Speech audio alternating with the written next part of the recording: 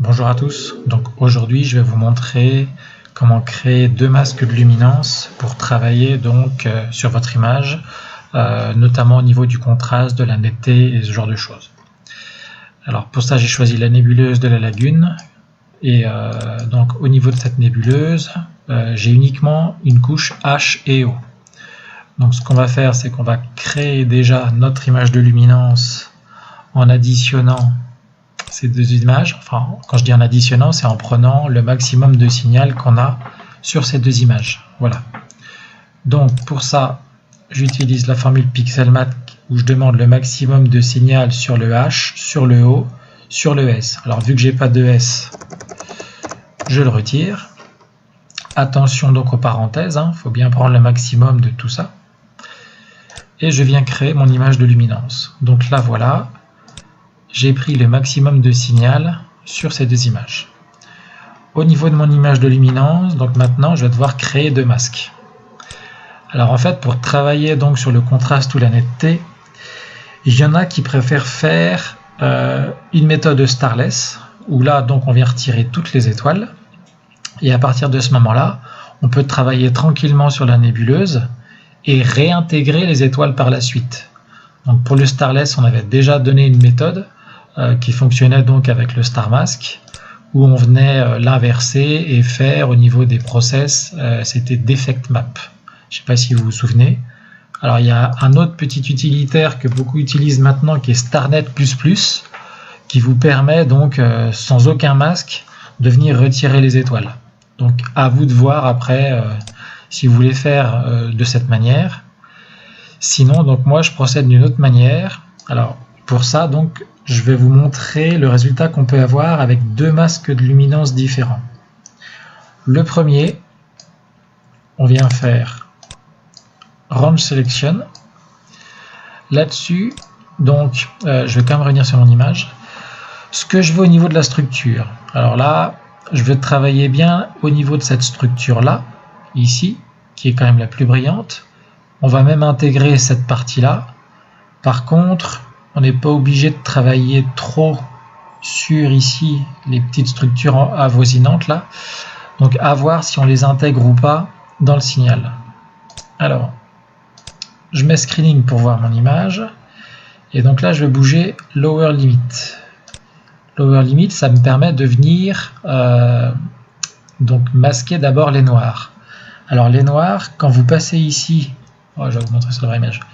Votre curseur, donc quand vous regardez ici la valeur K, là ici par exemple je suis à 0,08, là 0,09, là dans le noir je suis à 0,07. Par contre au niveau du signal utile, donc là évidemment on n'en parle pas, je vais être assez haut, 0,7. Par contre ici, donc là je vois je suis à 0,19, 0,13, 0,3. Alors attention à ne pas être sur une étoile quand vous faites ça. Donc vous pouvez venir zoomer. 0,3. Donc vous voyez au niveau des faibles là, je vais être à 0,18, 0,19. Ok. Ce qui veut dire que là, je peux rentrer directement dans Lower Limit la valeur que j'ai, la valeur K que j'obtiens au niveau donc des nébuleuses les plus faibles. Bon, on va rentrer, en gros, ouais, 0,18, c'était pas trop mal. Donc voilà ce que ça donne au niveau de mon masque. Ça va venir flouter, voilà, le noir ici sur tout ça. Donc si j'augmente la valeur, bah évidemment, ça va diminuer ma zone de travail. Donc on va revenir sur 0,18. Ok. Ensuite, bah, je viens flouter tout le reste. Je viens flouter, pardon, au niveau de mon masque. Je retire le screening pour avoir une valeur bien blanche. Et j'applique. Donc voilà mon masque où la zone blanche va venir travailler sur la nébuleuse et le noir sera donc protégé. Par rapport à ça, ce masque de luminance, donc je prends ma formule Pixelmath. Je viens faire le range mask moins ma luminance multipliée par 0,8. Et voilà ce que ça donne. Je peux retirer mon range mask. Voilà ce que ça donne au niveau de mon premier masque de luminance. Donc je vais l'appeler masque lum 1. Alors, deuxième possibilité, vous dupliquez votre image. À ça, vous venez faire un coup d'histogramme où vous venez clipper les noirs. Donc là, vous voyez, je viens les clipper pour avoir quasiment la même valeur que mon range mask de tout à l'heure. Je viens les clipper jusqu'ici environ, pas plus. Vous pouvez augmenter légèrement pour avoir plus de luminosité. Bon, je le fais toujours un petit peu, moi, pas beaucoup, mais un petit peu.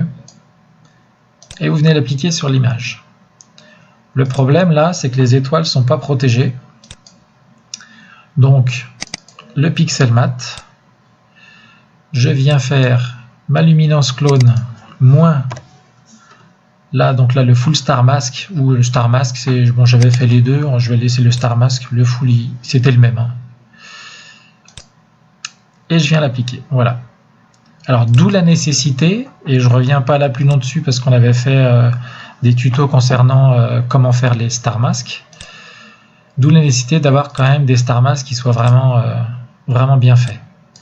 Alors vous voyez là, ouais, j'ai quand même des petits artefacts. Faites voir si je fais moi le full star mask.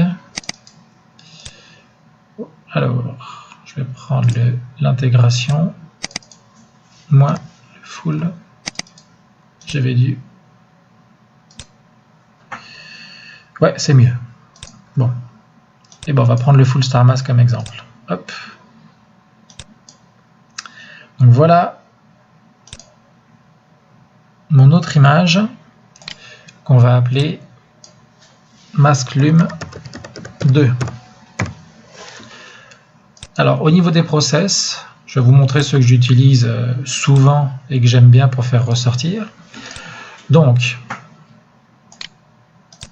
je duplique mon image et on fera un avec un masque, un avec l'autre. Sur mon image 1, sur ma luminance 1, je vais mettre le masque de lum 1. Sur mon image de luminance 2, je vais mettre le masque 2. Voilà. Alors déjà, première chose que vous pouvez voir, on va comparer un petit peu les deux masques pour vous montrer sur quoi on va agir. Ce masque de luminance, ces masques de luminance, pardon, vous voyez bien qu'on ne va pas avoir la même action partout. Ici, je vais agir beaucoup sur les nébuleuses faibles qui sont autour parce qu'elles sont bien blanches. Par contre, sur la nébuleuse en elle-même, vous voyez que c'est un peu plus grisé au centre. On voit bien par rapport à là, où c'est complètement l'inverse en fait. Là, on agit beaucoup sur la nébuleuse au centre et pas beaucoup sur la nébuleuse autour. Alors qu'ici, on agit beaucoup sur la nébuleuse autour, mais pas beaucoup moins sur la nébuleuse au centre. Tout simplement parce qu'elle est plus noire. Alors, pourquoi je vous montre ces deux masques? Pour vous montrer bien la différence qu'on peut faire au niveau de certains process à utiliser par rapport au masque. À savoir que par exemple pour HDR multiscale, quand vous avez des nébuleuses qui sont très brillantes, eh ben, il vaudra mieux utiliser pour moi le masque 1 parce que ça permet de garder la dynamique de la nébuleuse. Donc on va agir un petit peu sur tout ce qui est très brillant, mais en respectant quand même la dynamique. Alors que si vous agissez ici, vous allez agir beaucoup sur le cœur de la nébuleuse qui est très brillante, par exemple, et moins sur le côté, ce qui fait que ça va rendre votre image un petit peu terne. Voilà. Donc soit après, vous rehaussez la dynamique en additionnant votre ancienne image avec la nouvelle obtenue, soit sinon, moi je vous dis, je préfère utiliser ce masque-là. Voilà. C'est un petit truc comme ça, bon, c'est mon expérience, ma courte expérience, mais voilà, j'ai remarqué ça quand même sur mes images. Je préfère utiliser ce masque-là pour HDR. Deuxièmement, au niveau des étoiles. Alors vous voyez que sur celui-là, du fait que j'ai fait 0,8 fois la luminance, mes étoiles sont légèrement noires par rapport à l'autre côté où elles sont très noires. Donc là, j'aurai une protection beaucoup plus efficace sur les étoiles que celle-là. Alors vous allez me dire, rien m'empêche sur ce masque-là de faire le masque moins le full star mask, ce qui me permettra d'avoir exactement le même résultat. Donc ça m'arrive de le faire assez souvent même, où je viens retirer en plus du noir le star mask. Parce que là vous voyez en plus, toutes mes étoiles faibles, elles apparaissent vraiment très faiblement ici. Donc ces étoiles faibles, en fait, sur mes process, elles ressortiront davantage. Voilà. Donc je vais quand même vous montrer sans soustraire le star mask à cette image-là, ce que ça donne. Hop, pardon. Voilà. Mes masques de luminance sont là. On va appliquer exactement les mêmes process sur les deux images avec les mêmes valeurs. Je vais vous montrer ce que ça donne. Voilà. Alors, le premier que j'utilise souvent, c'est les contrastes. Au niveau des valeurs, j'aime bien ces valeurs-là par défaut. Kernel, alors ils mettent bien les valeurs entre 50 et 200 donnent de bons résultats. Donc, on va laisser 100. Bon, par rapport à cet exemple-là, je vous dis, on va laisser 104. Et par contre, je mets un petit peu moins parfois au niveau des montants. Ça, c'est, on va faire une preview quand même pour voir. Si je fais 400. Bon, 300, c'est pas mal encore. Et bon, on va laisser 400 pour le résultat. Allez. Donc, ça permet de jouer sur le contraste que vous allez avoir au niveau de la nébuleuse. Ah, j'ai inversé les masques. Donc le luminance clone, on est d'accord, c'est le masque 2. Hein. Je vais le mettre juste de l'autre côté ici, pour bien comprendre. Hop, j'intervertis juste les deux images. Voilà, par rapport aux deux masques que je vais mettre au-dessus à la limite. Et celui-là, pardon, j'agis sur le masque 1. Donc je mets exactement les mêmes valeurs, hein, sans regarder. Puis comme ça, vous regarderez ce qui vous plaît en fait à la fin. Vous comparerez un petit peu. Vous allez voir qu'il y en a un qui sera quand même un petit peu plus lumineux et détaillé que l'autre. Voilà. Ce que je vais faire, c'est que je vais mettre celui-là en petit. Voilà. Voilà. Pour montrer que ça, c'est ce masque-là. Et ici, c'est le masque sur cette image. Voilà. Ça, c'est là. Ça, c'est ici. Donc, voilà déjà là, on peut voir qu'ici, sur ce masque-là, il y a quand même beaucoup plus de luminosité que là. Vous voyez? C'est la première constatation qu'on peut faire quand même. Hein. Si on prend uniquement la nébuleuse, on voit bien que celle-là est beaucoup plus contrastée que celle-là. Donc voilà déjà une des différences. Alors pourquoi? C'est tout à fait normal, c'est ce que je vous ai dit. Là ici, on est venu plus contrasté au niveau du cœur. Par contre ici, on vient être plus contrasté autour et au niveau des structures un petit peu plus faibles. Alors au niveau des étoiles, là c'est impeccable. Et là aussi. Vous voyez, ça n'a pas bougé au niveau des étoiles.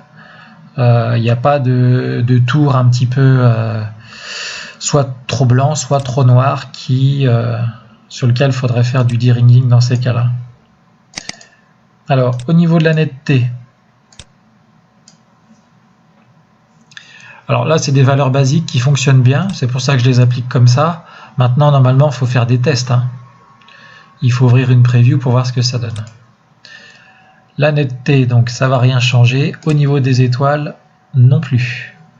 Donc, vous voyez, on peut faire la netteté sur les deux images. Alors, à condition pour le masque Lume d'avoir fait un bon masque d'étoiles. D'où l'importance des masques. Hein. C'est que si vous avez fait un masque d'étoiles pourri, là, je peux vous dire qu'au niveau de mes étoiles, ça serait pourri aussi, déjà. Rien que par rapport au contraste. Donc là, l'image est quand même un petit peu mieux contrastée. Alors on voit que là les étoiles sont déjà plus lumineuses que là, hein. Vous avez vu? Là ici, là ici. Là les étoiles sont plus lumineuses, hein. Forcément elles sont moins protégées par le masque, hein. On vient appliquer un petit peu plus encore de netteté. Même chose de l'autre côté, ce qui va encore accentuer un petit peu plus les étoiles. Voilà. Donc voilà. Alors je vais retirer les masques. Et le dernier petit truc que j'aime bien faire, c'est Dark Structure Ends. On va l'appliquer sur les deux images. Alors, d'abord je l'applique. Oh mince. C'est pas grave. Je l'applique d'abord sur celle-là et maintenant sur l'autre luminance. Exactement, donc à chaque fois les mêmes valeurs. Alors je retire le masque là parce que ce process là, ce script là, pardon, il fonctionne pas avec les masques. Voilà. Donc je vous laisse juger. Voilà ce que ça donne au niveau de ma première image. Voilà ce que ça donne au niveau de ma deuxième image. Donc ce masque de luminance ici est utilisé pour cette image, celui-là pour l'autre. Et vous voyez bien qu'au niveau de l'image ici, elle est quand même plus lumineuse que celle-là. Par contre, les étoiles sont mieux protégées sur celle-là que sur celle-là. L'intégration des étoiles est relativement bonne, même si je trouve qu'elle est meilleure sur celle-là que sur celle-là. Voilà. On voit bien.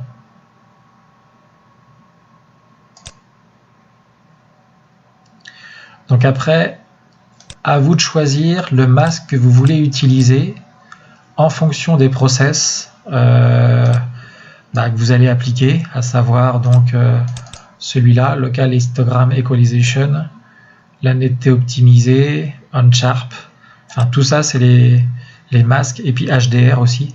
Tout ça c'est les choses qui vont vous permettre donc d'accentuer les détails après au niveau de votre nébuleuse. Alors l'image de luminance, donc c'est une image qui est quand même à travailler du mieux possible. C'est celle qui vous permettra après de faire votre mix, donc SHO ou HOO. Donc là, si on parle de mix derrière, je vais vous montrer ce que ça donne. Tac. Je vais faire un HOO du coup, hein, vu que j'ai pas de S. Voilà mon image HOO sans l'application de ma luminance. Je vais venir lui appliquer ma luminance. Alors je vais utiliser ce process là qui est assez rapide. Toc. Donc ma luminance 1 d'abord.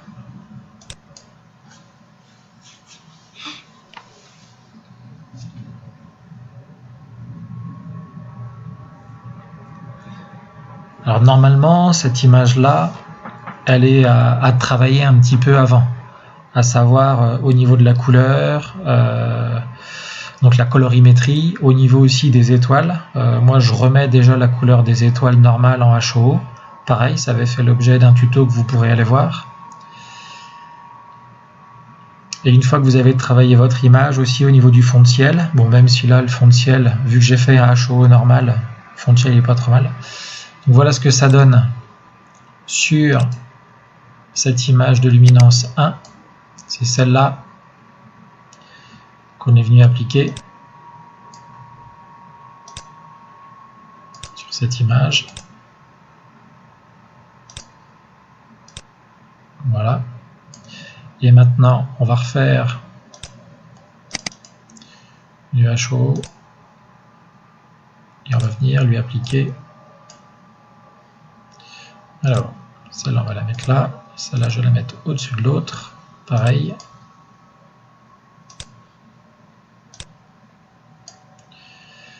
Et on va faire même chose. Donc là, luminance 1. clone, pardon, c'est pas un. Clone qu'on vient appliquer sur cette image.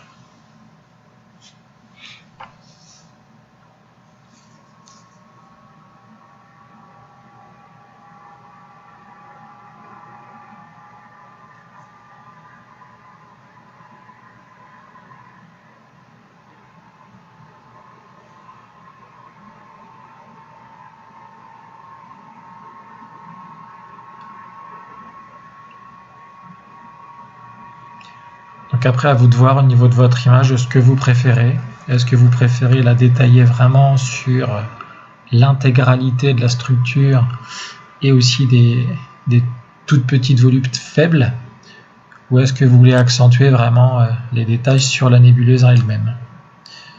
Donc voilà ce que ça donne au niveau de l'image. Alors évidemment, hein, il n'y a pas grand changement, mais il y a une différence quand même. Hein. Voilà. Vous voyez là, il faut que ce soit pour moi un petit peu plus rouge quand même, je trouve. Et voilà ce que ça donne après au niveau des images, au niveau des détails. Donc à vous de choisir après, en fonction de votre sensibilité, de ce que vous préférez. Au niveau des étoiles, elles restent quand même relativement bien incorporées, même si vous voyez ici, il y a une zone un petit peu floue autour qu'on ne retrouve pas ici. Voilà. Donc, à vous de voir. J'espère que ça vous sera utile. À bientôt.